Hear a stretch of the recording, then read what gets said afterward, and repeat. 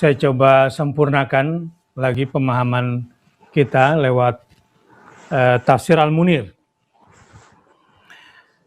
Wa wada'na anka wizrak, dan kami hilangkan beban pada pundakmu. Tentu dosa-dosa masa lalu Rasulullah SAW tidaklah sama dengan dosa-dosa kita di masa jahiliyah. Karena Rasulullah tentu sebagai seorang nabi maksum, dan sejak kecil Nabi memang sudah dilapangkan dadanya, bahkan dibedah oleh Jibril dan dibuang unsur di dalam dadanya. Tetapi dalam tafsir Al-Munir Wahbah Zuhaili sedikit mengangkat beban psikis sebelum ini yang menjadi beban di pundak Rasul. Misalnya, dosa yang pernah Rasul lakukan sebelum ini, dan itu menjadi beban, adalah perbuatan yang beliau lakukan sesuai ijtihad beliau, tetapi menyalahi hal yang lebih utama. Nah, ini sering terjadi pada kita juga. Kita menganggap ini baik dengan ijtihad kita. Tapi sebetulnya yang utama bukanlah, yang lebih baik bukanlah seperti yang kita ijtihadkan itu sebetulnya. Nah, disinilah pentingnya kita senantiasa ikut maunya Allah. Jangan ikut maunya kita atas nama ijtihad. Ya, atas nama ijtihad pun bisa salah. Nah, makanya selain ijtihad ada faktor lain, yaitu musyawarah dalam mengambil keputusan. Apa yang terjadi pada Rasul pada masa itu sehingga menjadi beban?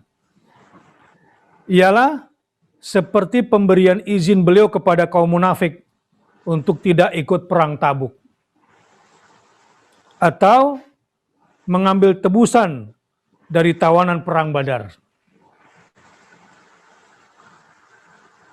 atau bermuka masam ketika berhadapan dengan orang buta yang menjengkelkan. Ini diangkat, dan memang Quran mengangkat itu. Ya, Quran mengangkat itu, beban itu. Ini sedikit diutarakan oleh Wahbah. Saya tidak pada posisi membenarkan atau menyalahkan. Tetapi ketika kita bercermin, ya, dalam proses perjalanan hidup sebagai orang tua misalnya, sebagai orang tua, pasti kita juga pernah muda, dan pasti kita juga pernah salah waktu kita masih muda. Dan anak kita kemudian tahu kesalahan kita yang lalu. Janganlah sampai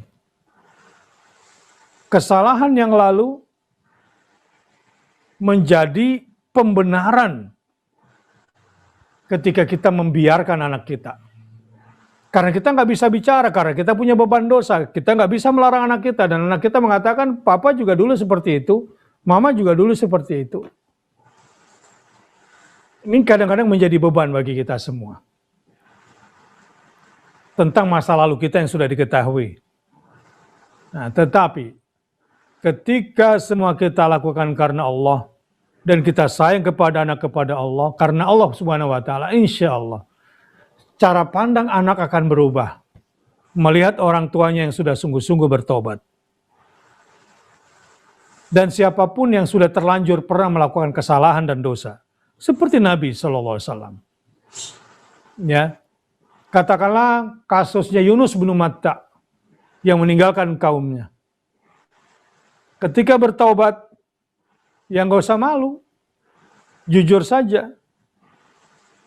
Dan pada akhirnya Allah nanti akan menyelesaikan. Dan ketika Yunus bin Matta kembali kepada kaumnya setelah dimuntahkan dari perut ikan, ternyata semuanya sudah memaafkan Yunus bin Matta, dan ternyata sudah menanti-nanti Yunus bin Matta setelah mereka bertobat. Nah, inilah saudara-saudaraku, beban yang membebani kita ini Insya Allah kalau kita senantiasa bertobat, taubatan nasuha, lalu kemudian meniti jalan kebenaran dengan sungguh-sungguh, maka dengan izin Allah Subhanahu wa Ta'ala, beban yang tadinya berat bagi kita akan terasa ringan untuk kita pikul.